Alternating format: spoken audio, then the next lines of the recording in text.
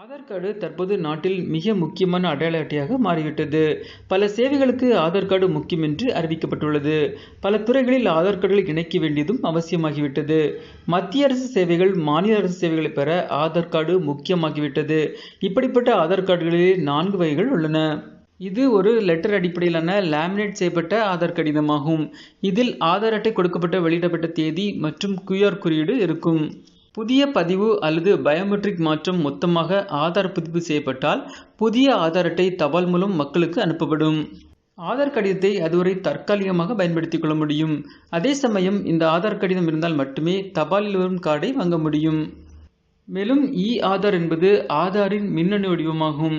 இதில் பாதுகாப்பான QR குறியீடு இடம்பெற்றிருக்கும். அதேபோல் ஆன்லைனில் திறக்க கடவுச்சொல் கொடுக்க வேண்டும்.